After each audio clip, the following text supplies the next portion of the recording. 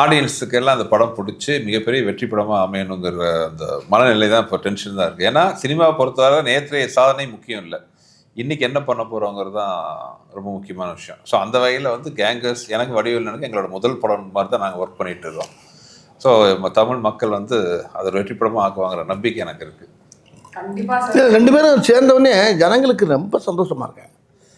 இப்போ நான் இப்போ பார்த்திபன் நானும் சேர்ந்தால் எப்படி இருக்குமோ அது மாதிரி இப்போ சுந்தர்ஜி நானும் சேர்ந்தால் இப்போ மக்களுக்கு என்ன 15 நிமிஷம் கேப் விட்டது ஒரு வகையில் நல்லதுன்னு நினைக்கிறேன். அது ஏன்னு கேளுங்களேன், ஓயாமல் சேர்ந்துக்கிட்டே இருந்தால் கூட போராடிச்சிருக்கோம். இந்த கேப் விட்டு வந்தோடனே நீங்கள் 2 பேரும் சேர்றீங்களா, நீங்கள் 2 பேரும் சேர்ந்தாச்சா, அப்போ ஓகே சூப்பர் அப்படிங்கிறாங்க. அப்போ அந்த பிரிஞ்சு இருந்து மறுபடியும் சேர்றப்ப ஒரு ஒரு லவ் பார்ட்டியை சேர்றதில்ல, அந்த மாதிரி நாங்கள் 2 பேரும் சேர்ந்தது வந்து ஜனங்கள் அறறா இப்போ 2 பேரும் ஒன்று சேர்ந்தாகையா பிரமாதமாக இருக்கேன், அது ஒரு சந்தோஷம். அப்போ அதில் நான் சந்தோஷம் இருக்குது, நம்பிக்கையும் இருக்குல்ல, எப்படி நம்மளை சிரிக்க வச்சிருவாங்க என்னென்ன கண்டிப்பாக அப்படிங்கிற எல்லா மக்களுக்கு ஒரு சந்தோஷம்.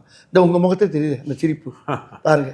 ஆனால் ஜென்யூனாக வந்துட்டு ரூம்குள்ளே வந்தது உங்கள் 2 பேரும் இப்படி உட்காந்துருக்குது ஆட்டோமேட்டிக். அதைத்தான் சொல்லுவேன். இப்போ சுந்தர்ஜி வடிவேல்லாவே இப்போ மக்களுக்கு என்னென்னா பரவாயில்லையே, அப்புறம் எங்கள் படத்தை பூரா பின்னால் நாங்கள் என்னென்ன படம் பண்ணுங்கிற பூரா பார்க்குறாங்க. கைப்புள்ளிலேருந்து எல்லா இதுலேருந்து வீரபாகலேருந்து பார்த்துக்கிட்டு வராங்க.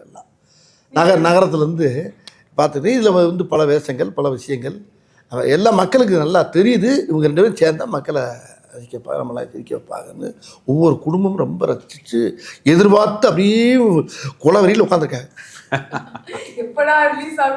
ஆமாம், இப்போ கூட என்ன சொன்னார் 18ஆம் தேதி கூட அனிமா ரிலீஸ் பண்ணுறதுக்கு வாய்ப்பு இருக்குன்னு பார்ப்போம்னேன்னாரு. நான் ரொம்ப ஆர்வமாக இருந்தேன். அப்புறம் இல்லைண்ணே நம்ம 24 பண்ணிடுவோம்னேன்னாரு. டபக்குன்னு இறங்கிடுச்சு.